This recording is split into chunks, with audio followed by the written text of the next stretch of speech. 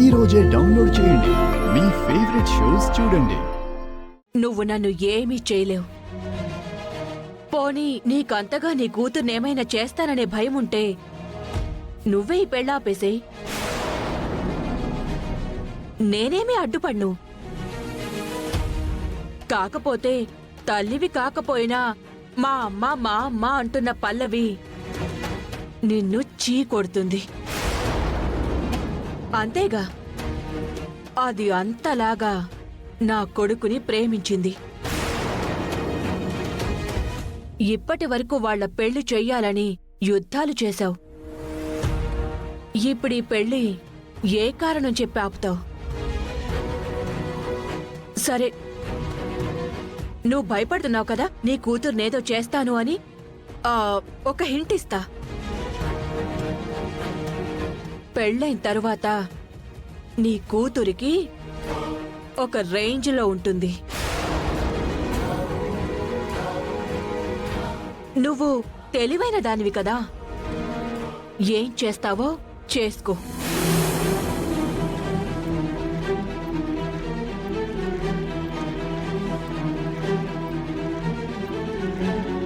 ఖచ్చితంగా ఏదో చేయబోతోంది. అదేంటో తెలియడం లేదు.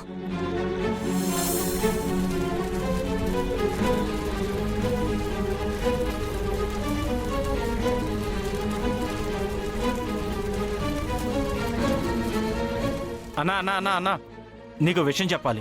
ఏంట్రా, మళ్ళీ ఏదైనా సెటిల్మెంట్ ఒప్పుకొని వచ్చావా? రేయ్, నన్ను అవమానించి రాజులాగా తిరిగిన వాణ్ణి ఇలా బికారిగా కూర్చోబెట్టేసిన ఆ చరణు గుండమ్మ పల్లవీల మీద పగ తీర్చుకునేంత వరకు నేనింక ఎలాంటి డీల్స్ చెయ్యనురా. వద్దు, క్యాన్సిల్ చేసేసేయ్. అన్నా, నేను తీసుకొచ్చింది సెటిల్మెంట్ కాదన్నా, ఇన్ఫర్మేషన్ తీసుకొచ్చాను. అవునన్నా, నువ్వు ఎవరినైతే శత్రువుగా అనుకుంటున్నావో వాళ్ళు హ్యాపీగా పెళ్లి చేసుకుంటున్నారన్నా. ఏంట్రా నువ్వు అనేది? పెళ్ళా? ఎవరికి? ఆ పల్లవి చరణ్కి రేపు పెళ్ళన్నా.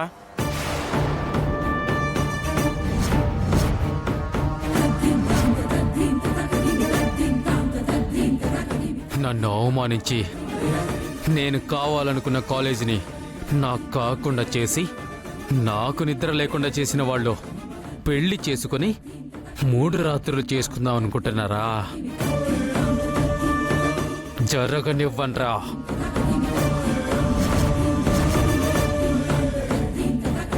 కాలేజీని నా సొంతం చేసుకుందాం అనుకుంటే అది నాకు దక్కకుండా చేసింది ఆ పల్లవిరా. దాన్ని చంపితే కాని నాకు మనశ్శాంతి ఉండదు. అదే వాళ్ళందరికీ కరెక్ట్ ట్రీట్మెంట్. రేయ్, నువ్వు ఒక పని చేయి.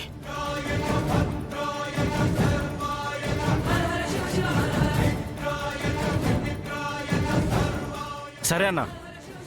రేపు ఆ చరణ్ గాడింట్లో మోగేది పెళ్లి బాజాలు కాదు, ఆ పల్లవి చావు బాజాలు.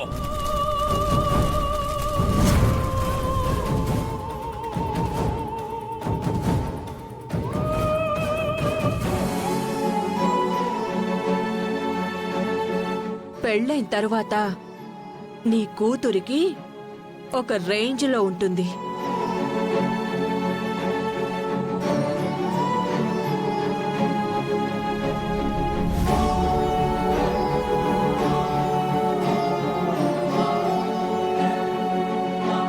గుండమ్మా,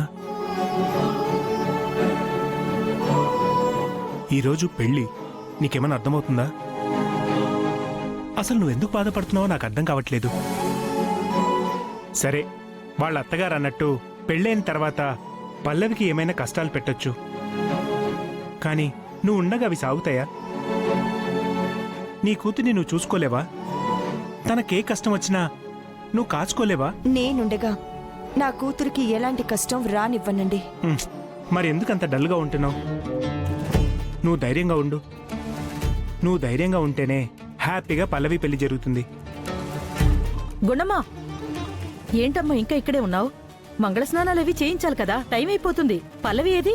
రూమ్లోనే ఉన్నట్టుందండి. సరే నేను వెళ్ళి తీసుకొస్తాను కానీ ముందు అక్కడ ఏర్పాట్లు చూడమ్మా. ఉమ్, పద. ఉమ్.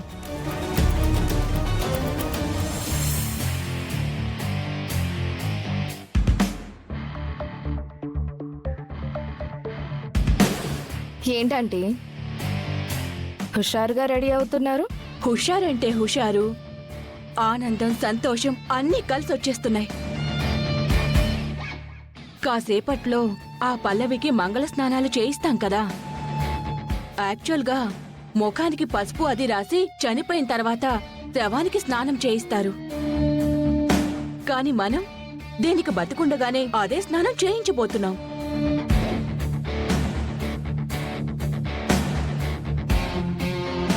ఒరే చంటి, ఏంటి నానమ్మా? ఏంట్రా తోటకూరలాగా వేలాడిపోయావు? ఈవేళ మీ అన్నయ్య వదిన పెళ్లి హడావుడంతా నాదే అని చెప్పావు, అలా ఉన్నావేంటి?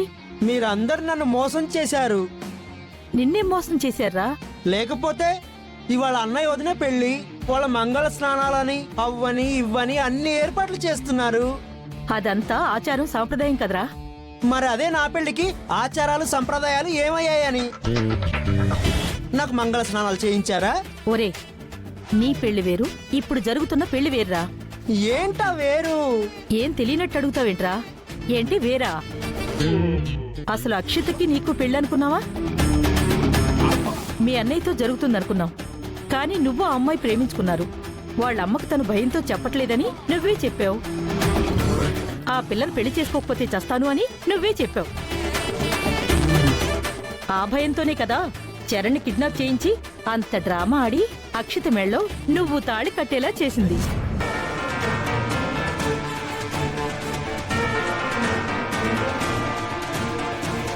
అవునవును, నువ్వు ఫ్రెండ్ కలిసే కదా అన్నయ్యని కిడ్నాప్ చేసి మా ఇద్దరి పెళ్లి జరిగేలా చేశారు. మరన్నీ తెలుసు కూడా ఎందుకు అలా మాట్లాడతావు? కరెక్టే నానమ్మా, మర్చిపోయాను. ఏమైతేనే మా పెళ్ళి అయితే అయిపోయింది. సరే, నువ్వు వెళ్ళి ఏర్పాట్లు చేయి. నేను అన్నయ్య రెడీ అవుతున్నాడో లేదో చూస్తాను. ఓకే.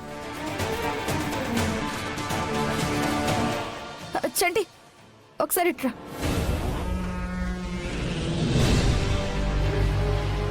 ఏంటి అక్షిత? అంటే ఆ వేళ పెళ్ళప్పుడు మీ అన్నయ్యని కిడ్నాప్ చేయించింది అవును, మా నానమ్మ ఫ్రెండే.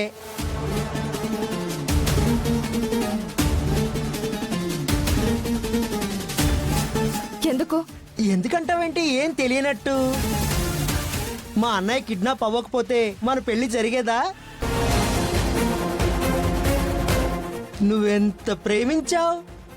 ఫస్ట్ టైం కలిసినప్పుడు నాకు షేక్ హ్యాండ్ ఇచ్చావు, తర్వాత బర్గర్ ఇచ్చావు, ఆ తర్వాత నేను ఇష్టమని ఇండైరెక్ట్ గా చెప్పావు.